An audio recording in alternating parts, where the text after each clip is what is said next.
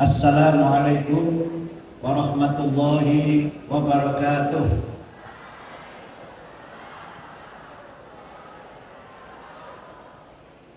Alhamdulillah alladzi akramana bitauhidi wa dinil Islam. Wassalatu wassalamu ala Muhammadin khairil anam wa ala alihi wa sahbihi wa man tabi'ahum biistiqamati ila yaumil qiyam. Amma ba'd. Wa qala Allah ta'ala fil Qur'anil Karim, a'udzu billahi minasy syaithanir rajim. Qul hal yastawil ladzina ya'lamuna wal ladzina la ya'lamun. Innama yatadzakkaru ulul albab. Yang terhormat dan yang sangat kami hormati guru-guru saya, ada Bapak Ibu guru yang hadir membersamai kita pada pagi hari ini.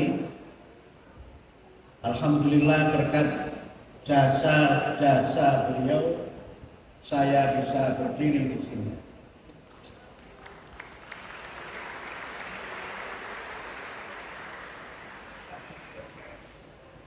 Yang saya hormati Ibu Kepala Balai Besar Penjaminan Mutu Pendidikan Provinsi Jawa Tengah, sejawat saya Ibu Dr. Nugraini Triastuti SE MSI, Kepala Balai Besar Guru dan Tenaga Pendidikan, sejawat saya Bapak Darmadi SPD MPD. Beliau berdua ini kemana-mana saya di Jawa Tengah selalu menemani, bahkan 3 hari ini menemani saya sejak dari Jogja. Terima kasih Pak Darmadi, Bu Hedi sudah membersamai kita. Kepala Kantor Kementerian Agama Kabupaten Kudus, sahabat saya Pak Dr. Haji Suhadi SAG MSI, beserta seluruh jajaran Kementerian Agama Kabupaten Kudus, Bapak Kepala Man 1 Kudus, Bapak Dr. Anas Haji Taufik MPD, beserta seluruh jajaran Wakil Kepala Madrasah dan Dewan Guru, Kasih Pendidikan Madrasah, Bapak Haji Agus Siswanto SHI MPDI, dan tentu saja teman-teman seperjuangan, dulu mungkin masih bisa kita sebut Man Purwodadi filial di Kudus, yang hadir lengkap.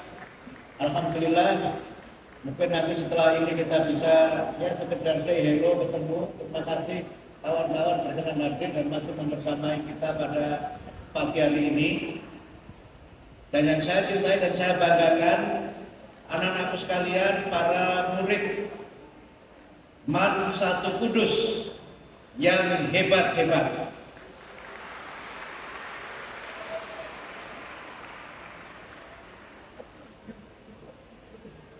Kalau tadi Pak Kepala Madrasah dan MC menyampaikan pantun, saya juga izin berpantun.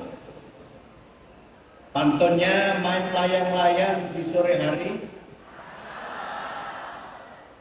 layang-layang terbang karena talinya putus. Saya senang sekali berada di sini, senang sekali berada di Man 1 Kudus.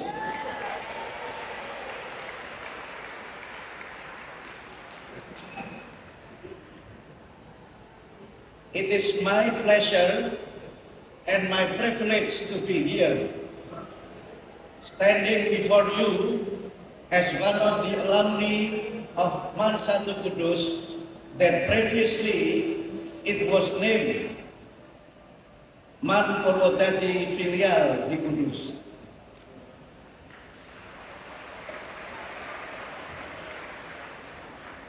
To become a minister, it is actually beyond my childhood dream. It's also, it was not my dream when I was a student in Man Purwodadi filial di Kudus. But because of the sincerity and the dedication of my beloved teachers, then I could attain so many achievements in my career, again because of their sincerity and dedication to deliver knowledge for me as one of their students. Tolong nanti diterjemahkan sebagai bagian dari tugas pembelajaran mendalam. Saya senang sekali berada di sini dan bisa menjadi seorang menteri yang melampaui mimpi masa kecil saya, dan satu capaian yang tidak pernah saya bayangkan ketika saya menjadi murid. Waktu itu sekali lagi masih Man Purwodadi filial di Kudus.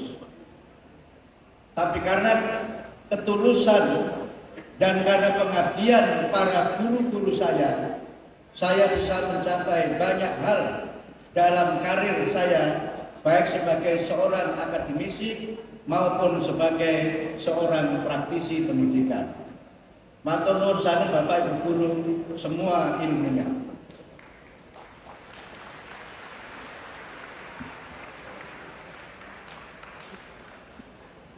Saya tidak tahu sampai berapa lama Pak Taufik saya diberi waktu. Kalau hitungan jam mengajar guru itu 45 menit. Kalau dosen 2 SKS 100 menit. Nah kalau menteri mungkin 15 menit saja. Tapi mungkin 15 menit kali berapa begitu. Saya ingin sedikit menyampaikan pengalaman yang mudah-mudahan bermakna bagi anak-anakku sekalian, para murid MAN 1 ini. Ini bukan riya. Ini juga bukan satu bentuk kesombongan, tapi sekedar berbagi pengalaman bagaimana pendidikan itu memiliki makna penting dalam kehidupan kita, dan bagaimana pendidikan itu dapat merubah masa depan kita, bahkan merubah masa depan bangsa dan negara. Tentu cerita masa lalu tidak harus melankolik. Cerita masa lalu tidak harus romantis, tapi cerita masa lalu adalah spirit, adalah motivasi untuk kita bisa lebih bersemangat lagi dan menjadi lebih bermakna dalam kehidupan kita. Tadi disampaikan oleh Pak Taufik, saya belajar dengan latar belakang madrasah par excellence, kira-kira begitu. Saya memulai dari Raudhatul Atfal, kemudian Madrasah Ibtidaiyah Manaful Ulum di Kertasrapi, kemudian di MTS Negeri Kudus, kemudian di Man Purwodadi filial di Kudus, kemudian di IAIN Walisongo, bahkan debat juga alumni dan beberapa teman alumni juga hadir di sini. Kemudian saya sempat S2 ke Australia,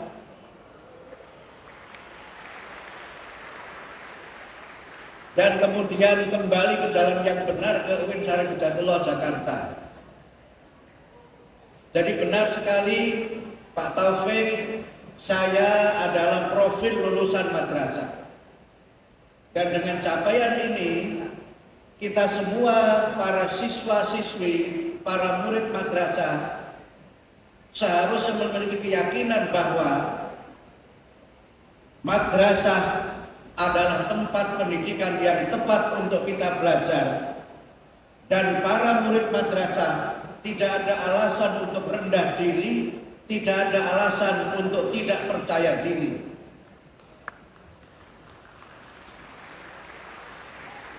Bahkan dalam beberapa hal yang saya rasakan, justru belajar di madrasah itu kita bisa memiliki kelebihan-kelebihan karena keilmuan yang kita miliki, keilmuan yang kita pelajari yang sangat komprehensif. Saya ingin menyampaikan beberapa hal yang mungkin bisa menjadi inspirasi, dan ketika saya pelajari hampir semua teori pendidikan, saya sampai pada kesimpulan bahwa mengajar, mendidik itu bukan soal bagaimana kita mentransfer ilmu, atau sekarang saya menggunakan istilah mentransformasikan ilmu, tetapi mengajar atau mendidik itu adalah proses di mana kita ini menginspirasi. Saya sampai pada kesimpulan teaching is inspiring. Mengajar itu adalah memberikan inspirasi. Saya ingin cerita bagaimana saya terinspirasi oleh banyak guru saya. Ketika di MI ada seorang guru saya yang sangat mahir matematika. Dan kemudian sang guru itu mengajar dengan sangat hebat, sehingga ketika lulus madrasah Hidayah itu, saya hanya mau melanjutkan ke MTS negeri, karena guru saya waktu itu lulusan PGA, yang ketika saya masuk berubah menjadi MTS negeri. Ketika saya lulus MI, Bapak mengarahkan ke saya untuk masuk PGA. Mohon maaf bagi yang lulusan PGA. Bukan karena PGA tidak bagus, tetapi karena saya tidak siap menjadi guru. Saya tidak siap menjadi guru, tapi saya lebih ingin untuk menempuh ilmu-ilmu di luar keguruan. Dan kemudian saya mendaftar ke Mankorodadi filial di Kudus, yang waktu itu lokasinya di Jalan Ahmad Yani dan 4 Tanjungan Wetan. Sekarang masih ganti. Berapa? 4 dan 4. Seleng. Dan ingat waktu itu kami hanya 3 angkatan. Tapi 3 angkatan itu adalah pionir, adalah pelopor, yang merupakan anak panah, tonggak kemajuan pendidikan dan tonggak kemajuan madrasah pada waktu itu. Sebagian kita kurang percaya diri karena sekolahnya uyek-uyekan. Saya ingat waktu itu ada 4 atau 5 sekolah yang berlokasi di MAN filial itu. Di situ ada SD Tanjungan Wetan, kemudian ada SEMEA PGRI, ada SMP Karyawan, ada SMA Karyawan, kemudian ada MAN. Dan kami sekali lagi secara sarana prasarana itu sungguh sangat terbatas. Bahkan mohon maaf ini sekedar cerita untuk tahadus bin nikmah.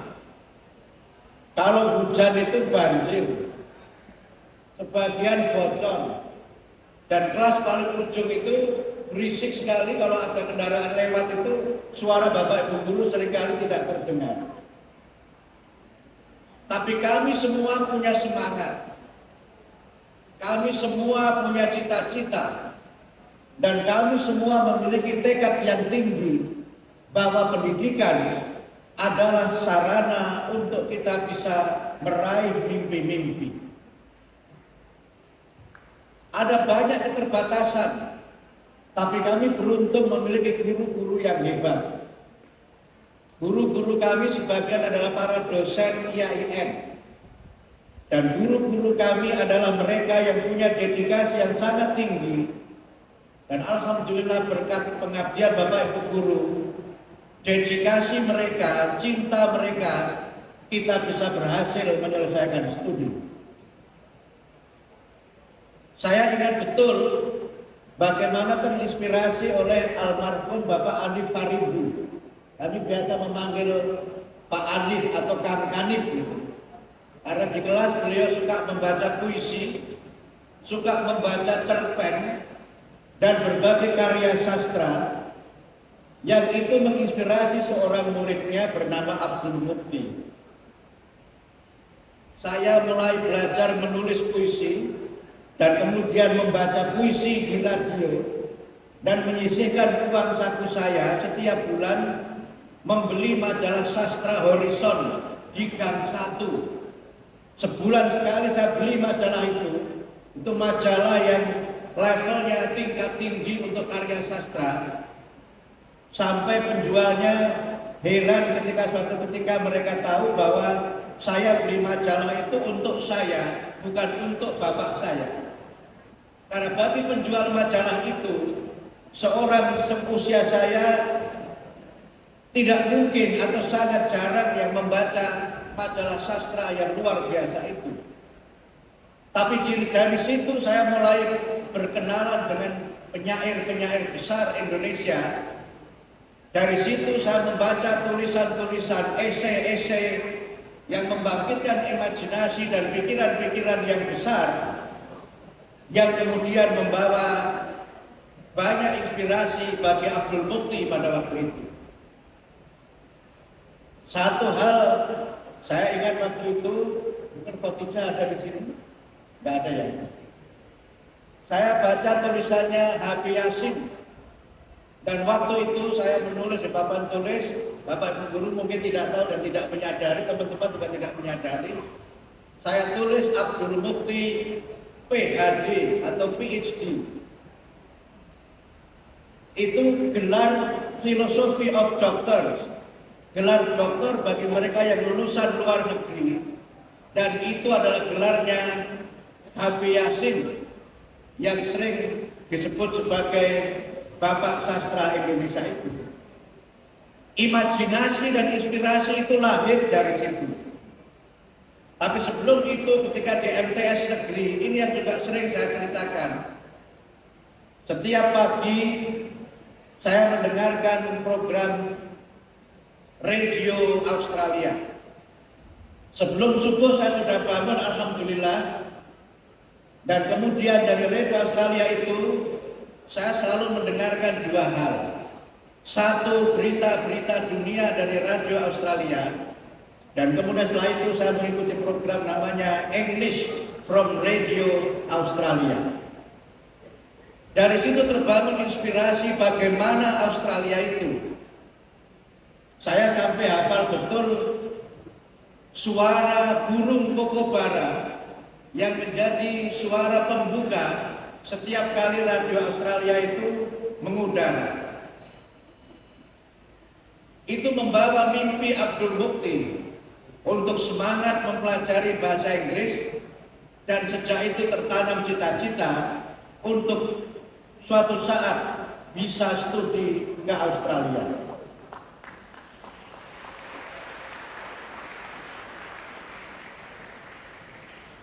Dan all become true, semuanya menjadi nyata. Alhamdulillah, saya dapat beasiswa S2 di Australia. Dan itu sangat highly selected. Dan saya ingat ketika di Tarbiyah, waktu itu saya ikut pembibitan dosen. Dan ketika ditanya oleh pewawancara namanya Robert Kingham, dia tanya ke saya, Mukti, what do you want to study if you are accepted in pembibitan dosen, kata dia. Apa yang akan Anda pelajari ketika Anda diterima pembibitan dosen? Dan saya bilang education, saya bilang pendidikan. Which country do you prefer for your study? Negara mana yang Anda pilih untuk Anda belajar? Dan to be very confident, I said Australia. Kenapa Anda, negeri mana yang akan Anda pilih? Dengan sangat percaya diri saya jawab Australia. Dan ternyata saya diterima pembibitan dosen, yang ini juga merupakan wujud dari doa orang tua saya. Saya ingin cerita ini kepada anak-anakku sekalian untuk menunjukkan arti pentingnya guru dan arti pentingnya doa dan ridho orang tua. Saya ke IAIN itu Bapak Ibu Guru sebenarnya agak terpaksa waktu itu. Karena di jurusan IPA saya tidak pernah terbayang akan ke IAIN. Karena di IPA itu ya bayangannya tentu tidak ke IAIN yang memang jurusan akhirat itu. Dulu kritiknya begitu. Tapi takdir Allah waktu itu yang dapat PMDK itu Mbak Embar sama saya. Tapi Mbak Embar nggak ngambil. Karena Mbak Embar pilih ke kampus lain. Kemudian akhirnya saya didampingi oleh Aksanul Haq dapat PMDK di Fakultas Tarbiyah Yayasan Palestina Semarang. Tapi Bapak Ibu ini baru saya buka. Ketika saya mau mengambil ijazah di sekolah itu saya dipanggil Pak Rosyad Soleh Almarhum, kepala sekolah kita yang pertama dan yang kepala sekolah yang sangat hebat. Saya dipanggil ke ruangan beliau. Kemudian saya ditanya, Mukti, saya dengar kamu tidak mau mengambil PMDK ke IAIN. Saya dengan rasa takut, saya jawab apa adanya, nggih Pak, gitu. Tapi kemudian beliau menyampaikan, saya masih ingat sampai sekarang, beliau menyampaikan, Mukti, kalau kamu tidak mau mengambil PMDK ke IAIN, kamu tidak saya akui sebagai murid saya seumur hidup. Kalau kata anak sekarang mungkin langsung kelakep begitu kira-kira. Dan saya kemudian kuliah ke IAIN, masuk dari PMDK, alhamdulillah tanpa tes. Dan ketika kuliah juga alhamdulillah beberapa kali dapat beasiswa super smart, kadang-kadang disebut super babong begitu. Dan banyak sekali alumni MAN angkatan pertama yang diterima di IAIN Wali Songo Semarang, selain yang di Jogja dan yang lain-lainnya. Mereka adalah lulusan pertama yang hebat-hebat, yang berprestasi di bidangnya masing-masing. Ketika sudah hampir selesai kuliah, Bapak Ibu saya tidak menyerah, tetap meminta saya menjadi guru. Dan saya masih tidak mau. Saya masih ingin tidak menjadi guru waktu itu karena waktu kuliah saya aktif sebagai wartawan. Saya ingin jadi wartawan. Saya ingin jadi wartawan. Tapi kemudian diskusi semalam suntuk tidak ada keputusan.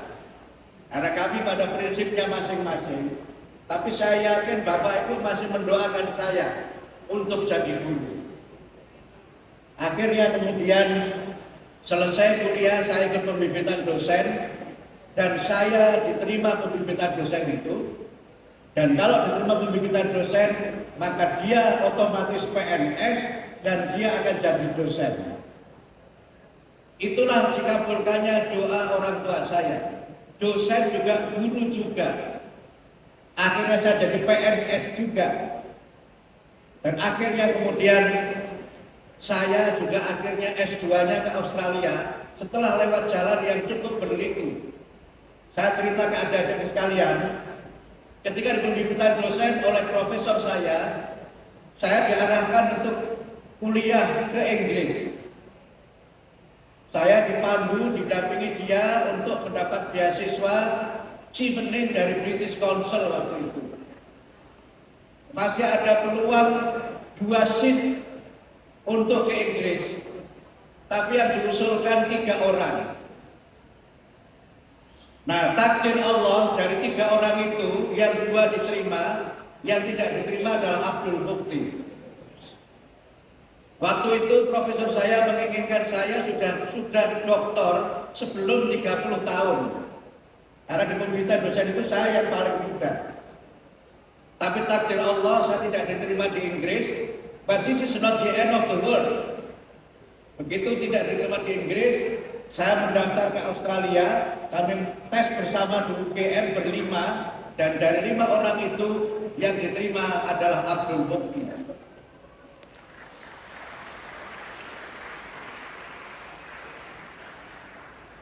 Begitu tiba di Australia, kami ada namanya bridging course, persiapan kuliah dari mahasiswa berbagai negara. Dan disitulah saya pertama kali menyanyi lagu Kokobara. Itu lagu untuk mengasah kita keceriaan seperti jingle tadi itu.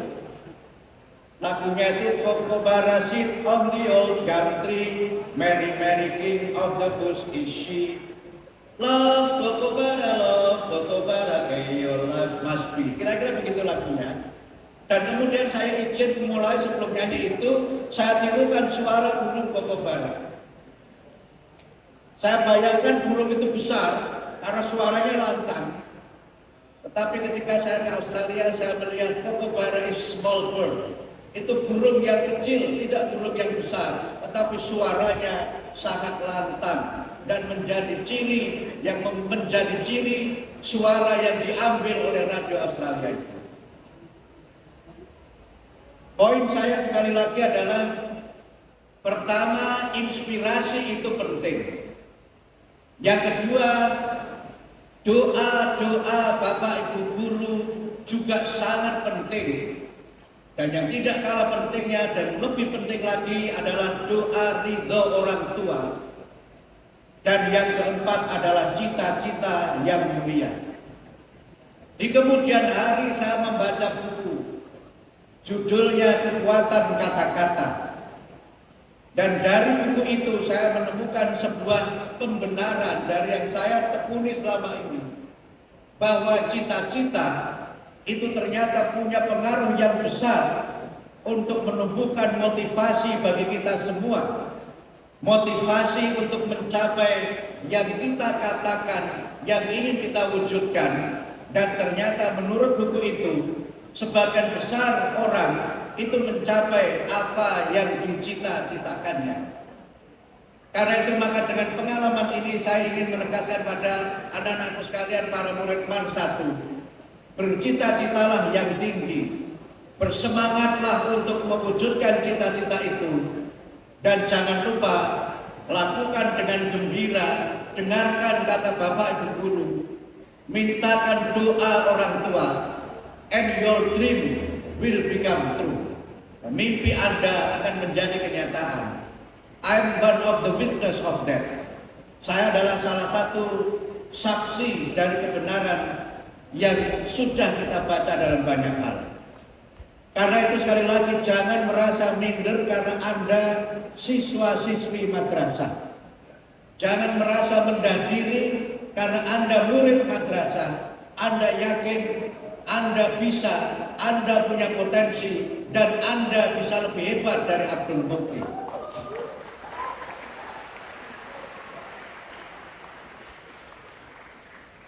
Dan satu hal yang kemudian waktu itu membuat saya juga agak berlinang air mata, ketika selesai kuliah di Australia, kemudian saya ikut program.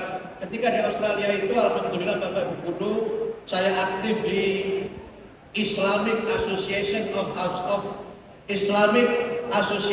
South Australia. Dan waktu itu alhamdulillah saya dipercaya menjadi Presiden Islamic Association yang pertama kali dari bangsa Indonesia. Karena selama sekian lama yang terpilih itu selalu dari luar Indonesia. And I'm the first Indonesian who was elected as the President of Islamic Association.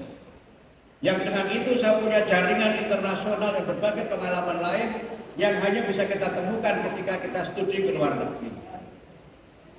Tahun 2002 saya ikut program namanya Australia Indonesia Muslim Exchange Program, pertukaran pemuda Muslim Indonesia Australia. Dan saya waktu itu sempat kemudian diwawancara di radio Australia. Saya diwawancara radio Australia di Melbourne, sebuah ruangan di radio itu, ya basa-basi lah gitu. Ketika wawancara belum dimulai, penyiarnya itu memuji bahasa Inggris saya.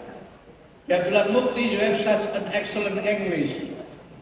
Kemudian dia tanya, "Yes, because I graduated, I obtained my master's at Flinders University, South Australia."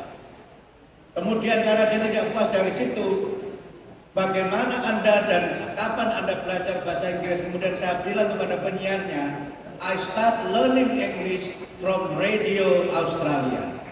Disitulah penyiarnya berbesmili begitu, karena tidak dia bayangkan anak muda, waktu itu saya ketua umum pimpinan pusat pemuda Muhammadiyah yang punya anggota kira-kira 15-16 juta se-Indonesia.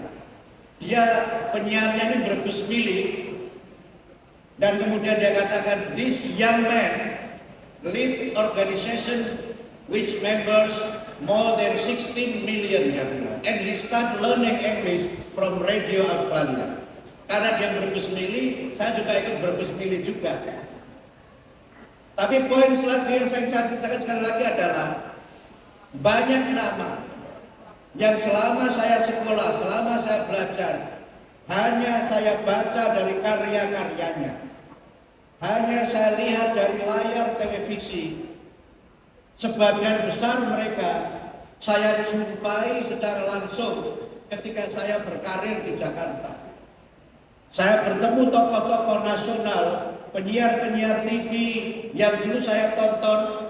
Waktu di MI itu saya setiap jam 9 saya nonton Dunia Dalam Berita. Saya ingat penyiar-penyiarnya itu hafal semuanya. Dan saya bayangkan dunia seperti apa. Dan saya bercita-cita akan ke banyak negara sejak MI itu. Kalau jam 8 saya mendengarkan BBC London. Kalau pagi Radio Australia. Kadang-kadang suara Amerika, VOA, Voice of America.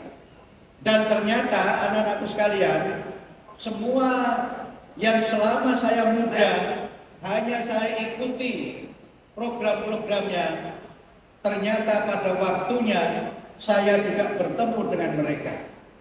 Saya sebagai anggota penasihat Islam Indonesia Inggris, ada 7 orang anggota penasihat Islam Indonesia Inggris yang SK-nya ditandatangani oleh Pak Presiden SBY dan Perdana Menteri Tony Blair. I'm one of them.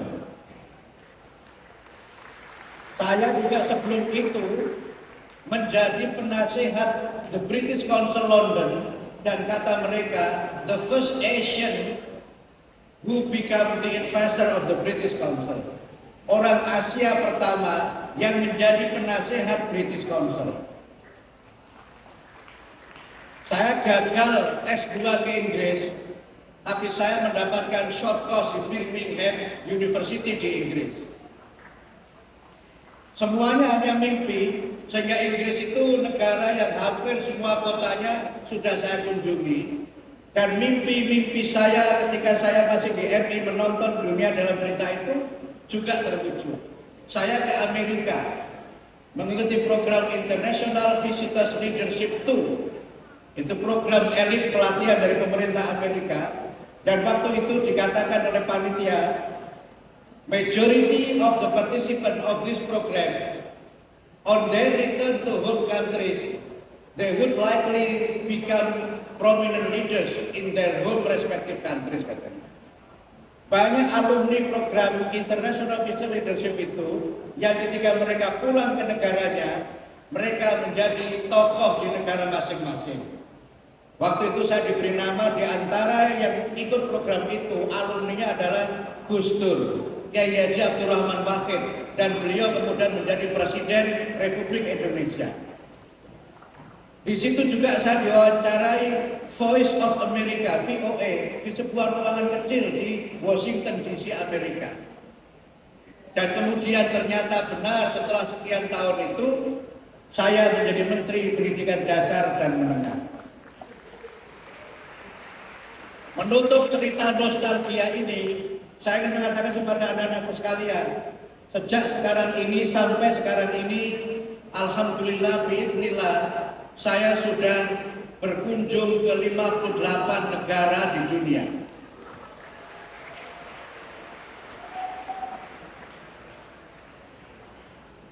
Poinnya sekali lagi, anak madrasah bisa. Kalau secara khusus lagi, anak MAN 1 bisa.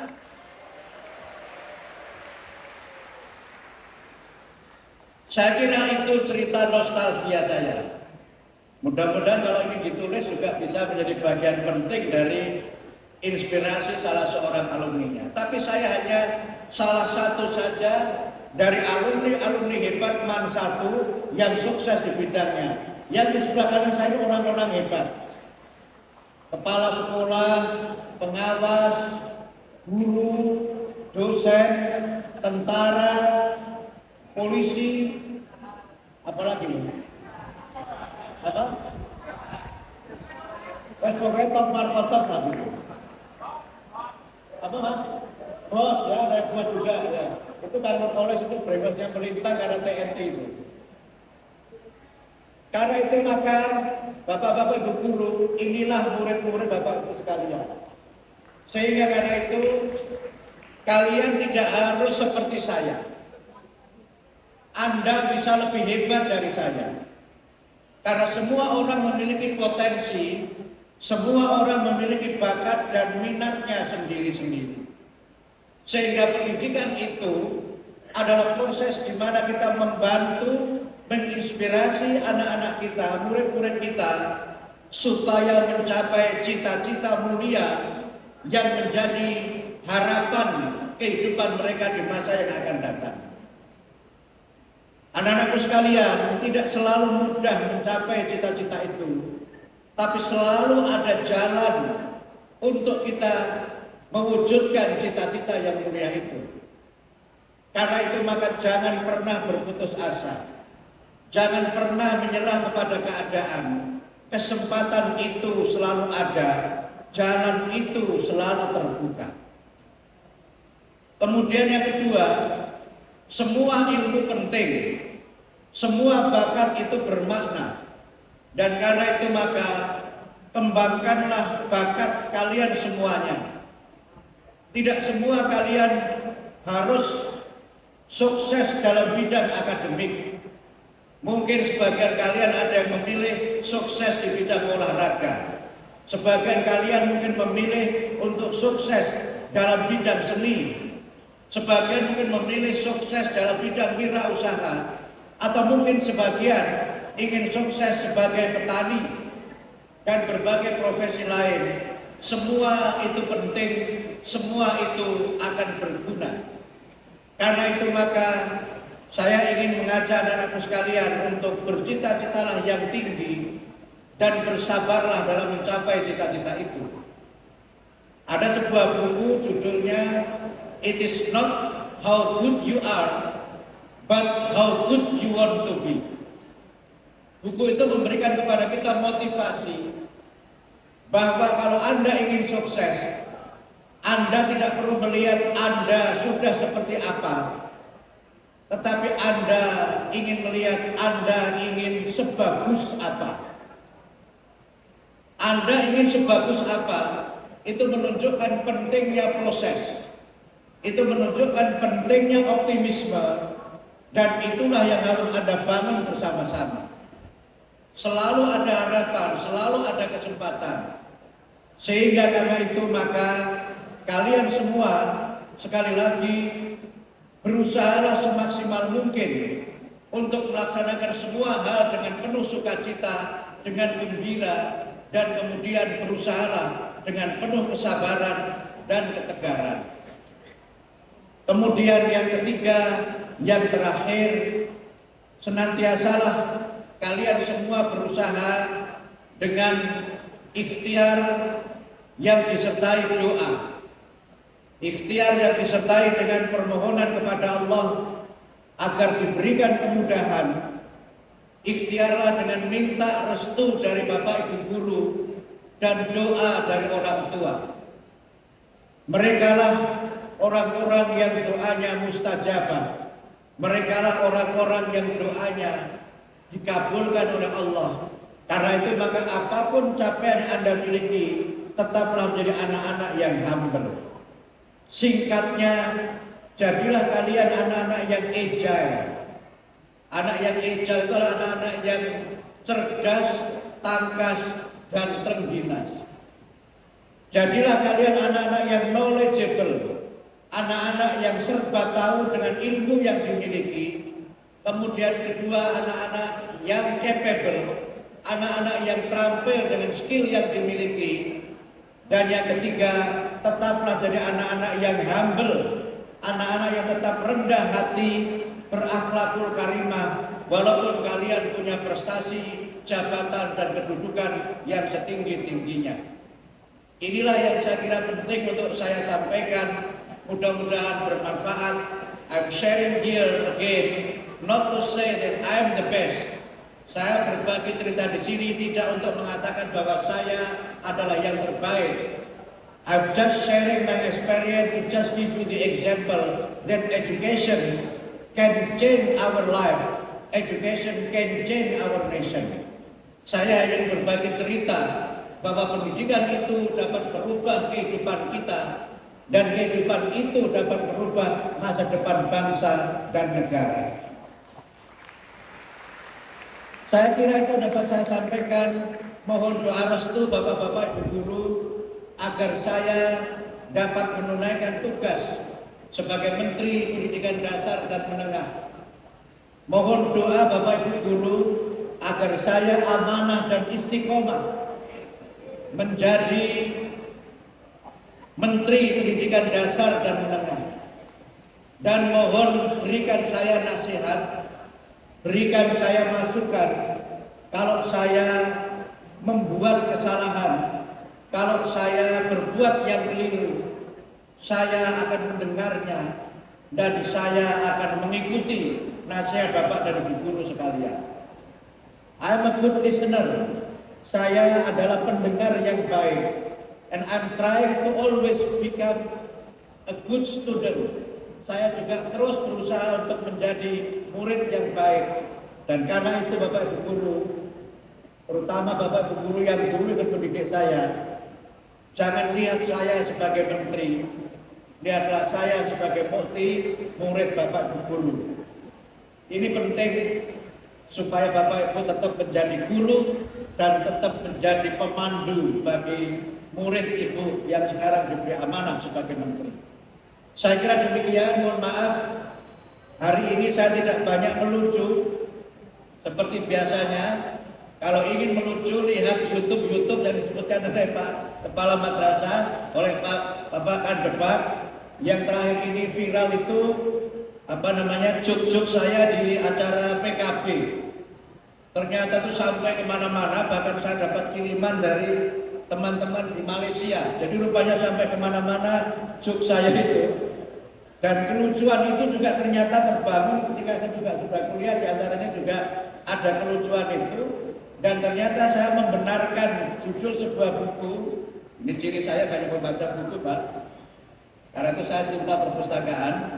Ada buku judulnya itu Learning Through Laughter. Belajar melalui murid-murid yang suka melucu. Dan ternyata melucu itu penting.